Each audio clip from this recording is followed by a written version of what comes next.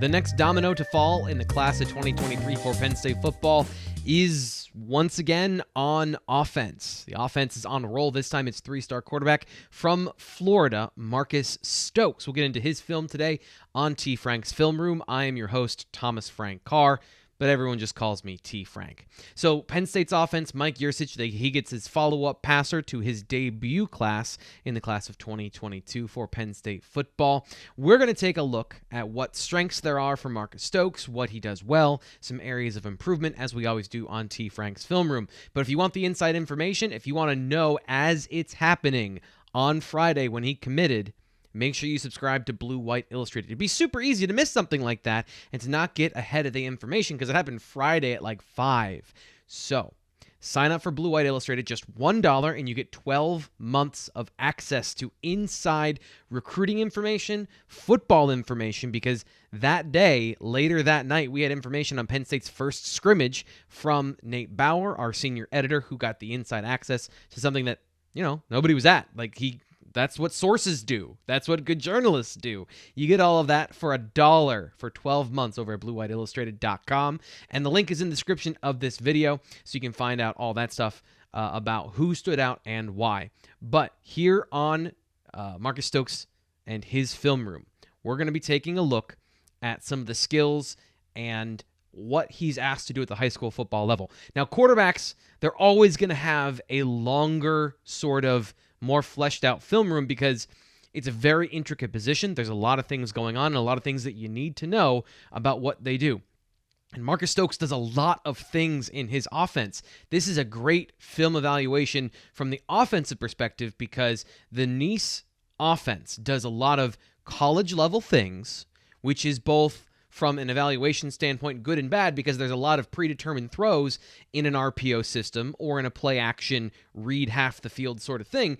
But those are things he's going to be asked to do at the next level. So there is a multitude of concepts in the offense. So we're going to get a look at all of those things.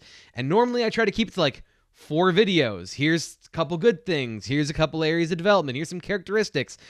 So there's going to be a lot of hyphens and backslashes in our titles today, trying to kind of combine like things when it comes to the strengths and characteristics of his game. But let's introduce you to Marcus Stokes. He is currently not ranked by On3 in the first iteration of the On300, as you'll see here.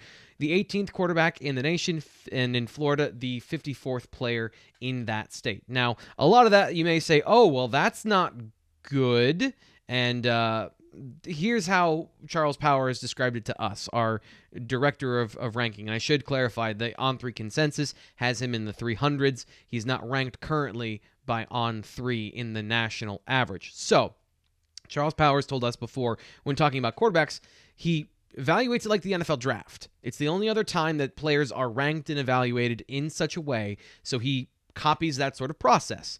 And when you're 6'1", 190, good arm, but not outstanding physical traits, that's a large part of what the NFL is looking for of those prototypical pieces. But that does not mean that you cannot be a good quarterback, and I would say even a starter at the next level without them. And Marcus Stokes has some unique physical gifts that he brings to the table when it comes to his ability to put the ball where he wants it. And that is where we're going to start, because if there's one thing I've seen, I know that people have an opinion of Beau Pribula and his arm strength and kind of the narrative tying him to Trace McSorley. He's a good deep ball thrower. Drew Aller, exceptional arm talent. And somewhere in the middle there, you have Marcus Stokes. And it's not just about the velocity of which you throw the football, because arm strength is one thing, but the arc and the catchability of the ball, this is beautiful. And by the way, that throw right there, as you watch it, that is Aaron Rodgers-esque of his ability to throw the deep ball without a firm base to throw from. And you can see here, just the way it comes down, that raindrop out of the sky. That makes it easier to catch for players. And watch the precision he puts on the sideline here. Now, The catch is one thing, but the ball hits the guy's hands on the sideline away from the defender. These are special characteristics for a deep ball thrower. So Mike Yurcich getting another guy that can throw downfield. And again, we're not looking here as much at the process because this one is just an easy pitch and catch, but the ability to put the ball exactly where he wants it on deep balls and from multiple platforms. So when we talk about arm strength, he's got enough to get it 40, 45 yards down the field without setting his feet. So I don't think arm strength is necessarily an issue. Now, we'll get into some of that a little bit later when we talk about his physical stature and some of those areas. But when it comes to the ability to deliver the football, I did not see many throws where he was lacking the power to get the ball down the field. And some of them might have just been underthrown. Another area of his game that I think is really good that I saw in film, he's got a back shoulder game. So he knows how to place the ball on the back shoulder. He knows how to lead receivers. He can put the ball in the pocket on the edge of the field so that the defense can't get to it. He's got a lot of great characteristics from a consistent accuracy perspective. And that happens in just about any form or fashion of throw. Because he is, and again, I mentioned, the offense he's operating in, he's throwing from multiple platforms because there's a lot of rollouts, there's a lot of RPOs, there's a lot of quick game, and he gets pressured a lot because he throws the ball a lot. Look at the way he throws in motion. And again, these are on the money. Play action rollouts are going to be a part of Mike Yurcich's offense. We saw him do this with Sean Clifford because if you've got a heavy passing attack, you need to move the launch point at times. And he throws these. That is a sick throw. To be able to throw with pressure in your face over a linebacker in front of a safety. And again, off platform, off schedule, exactly where he wants to put the ball. I can't stress enough how rare this is to be able to do this. Most quarterbacks that I watch do this, they're a no for me. They're an immediate, you're throwing improperly. You're leaning on some things that you're not going to be able to get away with. But I did not see him lose accuracy and lose velocity to the point that he was throwing up pop flies to the defense. So to me, that's a characteristic now. That's not a flaw. And that sort of ability to play under pressure with guys in your face and have the repeated mechanics to throw properly goes into what I think is his biggest strength is and I'll throw this up here again just so you can see, but his ability to throw the ball quickly. He's got a tight, compact release where he gets the ball in that motion out of his hand with a quick flick of the wrist, and that creates good zip on the ball, a good tight spiral that gets there quickly. So the velocity out of his hand is good. That quickness, that sharp throw that helps him thread the needle into some really tight windows. You can see how quickly the arm comes down and back up. There's not a lot of wasted motion. He doesn't flare his arm out too much, but he is capable of throwing from some different throwing pockets. He can throw from different arm angles. And again, the independent motion of his upper body and his lower body are very good. So again, more characteristics of a very accurate passer. And to me, the two things I want in a quarterback before I even consider arm strength is decision-making and accuracy. So let's get into some of the other things he does well before we get into the decision-making in that part. We're going to talk about pocket mobility and his athletic profile. So this is going to be a little good, little bad here. But I think his Houdini-like ability to escape is something that can enhance over time. It's not every single play, but he is able to escape some stuff. He's got good wiggle to him, and you can watch, quick, get out of the way, and then just throw the ball away. That's what that pocket mobility is for. And I think he's a very disciplined guy in the pocket who has the ability to scramble and create. But I see a very disciplined guy in the pocket, and I think that's an important place to start when you have those skills. And then on top of that, straight line speed, breakaway speed. So he's going to be one of the fastest quarterbacks on Penn State's roster because when he runs in a straight line, it is very hard to catch Marcus Stokes. And this play is in Penn State's playbook, by the way. The quarterback power, just line it up, pull a guard, run through an open hole because you spread the field. I think that's something that's going to translate to Penn State. But you can see he's not going to break a lot of tackles. He is 6'1", 190. So when it comes to the overall athleticism and how much of a runner is he going to be and what is the upper end there, straight line speed, break into the open, but he's not going to be a goal line quarterback. And by the way, if I see him running at the goal line here at the next level, I just don't think that that's a valuable play with your quarterback in general, but with Marcus Stokes in particular. I think there's a little bit of a Sean Clifford thing right now there where you get him an open lane and he can take advantage of what's there, but he's not going to create a ton because he does not have the power to run through contact, which is another part of his pocket mobility that as he gets bigger and stronger, he's going to be able to enhance. I think he can be a better runner than he is now, and he's a very dangerous threat if you do not account for him. But getting up to 230 pounds, I don't think so. Getting to 210 by the end of his career, I think 210, 215, somewhere in there, that is a reasonable goal for a guy with his frame and his skills. But he is a little bit more of a life, narrow quarterback that isn't going to be the big, stocky prototype, going back to some of the talking about where he's ranked right now, that would get you to those types of top rankings. But again, it's about the function and what you're doing with the football.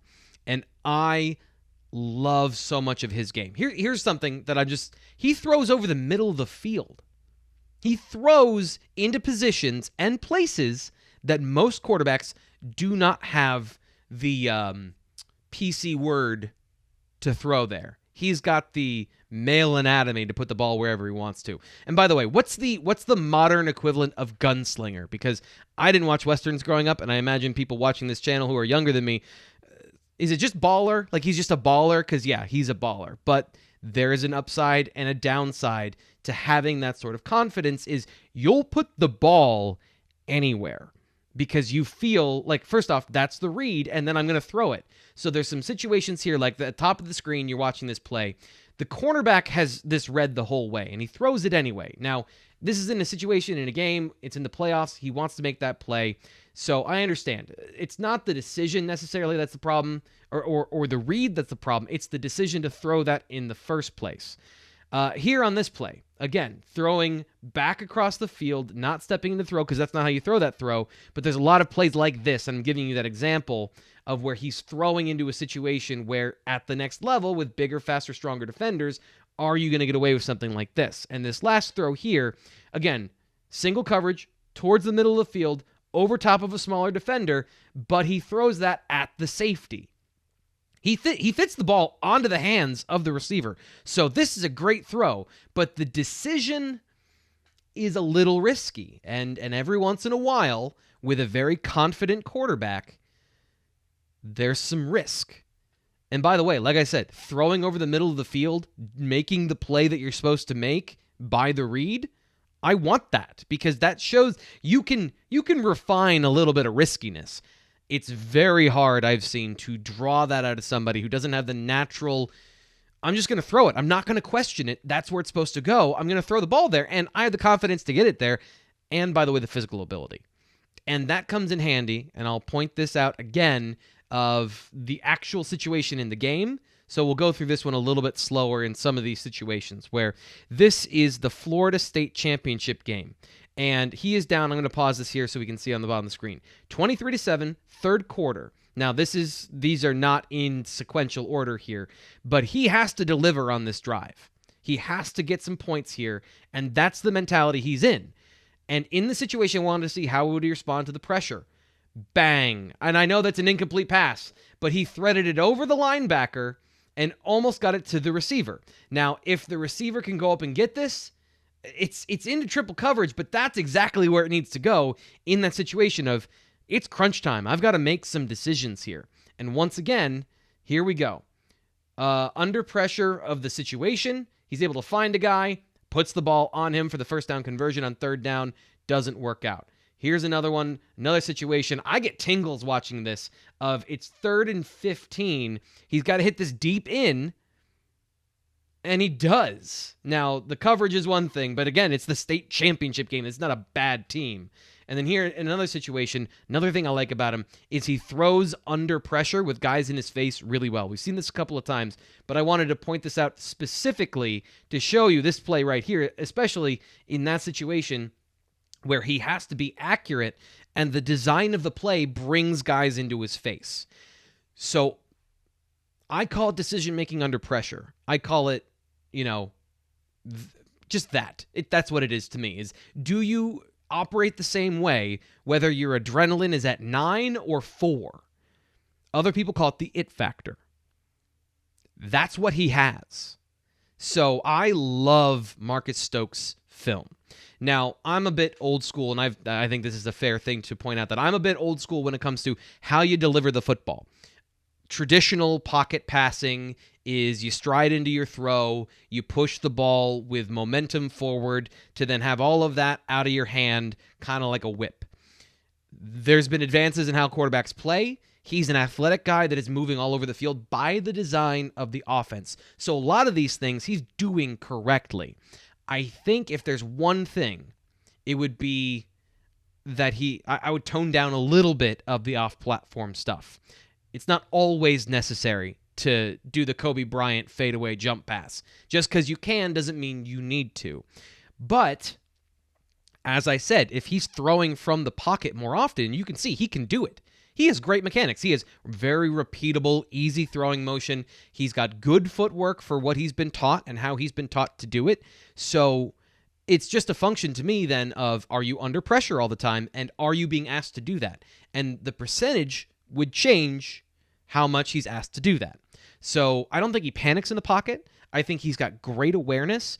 And then when it comes to his physical abilities, he's going to mature, his arm is going to get stronger, and he's going to be able to make some of those plays more frequently. And as the competition gets better, if his physical tools keep up, he's going to be able to continue to make those plays. At some point, somebody's going to pick off a pass that he threw off his back foot across the field. Because if that's in your DNA, it's just going to get you. It's percentages. But it's not such a problem that that's the only thing he can do. So I understand the rating and the ranking right now. And given what Penn State has in the quarterback room, some people might say, okay, so they took a guy that isn't the number one guy because they already have a guy. Marcus Stokes can play football. He can start at the next level. Whether he gets that opportunity is entirely up to him and the other players in the room and whoever is the best when that time comes. Penn State has found another high-level quarterback that understands coverages, where to go with the football, and has the accuracy to get it there. Mike Yurcich is doing a great job of identifying not talent, but talented players. Players that can play the game and deliver the football to the places they need to. And I think that's setting up Penn State for success because you want as many of those guys in the room as you possibly can get, and the competition will breed success because we don't know what intangible that a quarterback is going to bring that's going to be the spark to set off a great run for a team as the starter. You just don't know that part. You can't. You can be reasonably sure, yes, and some players make it more obvious than others. But with Marcus Stokes, they got another guy that can do it. He's going to have the physical tools by the time he's a senior, by the time he's a freshman, that he can be able to do all of those things. So that is Marcus Stokes' Film Room for T. Frank's Film Room. I'm your host, Thomas Frank Carr. If you enjoyed the video, I know it's a longer one because we're breaking down quarterbacks. Make sure you subscribe to Blue White Illustrated here on YouTube as well. BlueWhiteIllustrated.com for the full high-octane information, and then here for all the good stuff we do with video and our podcast, the BWI Daily Edition. I'm your host, Thomas Frank Carr. We'll talk to you next time Penn State gets a commit.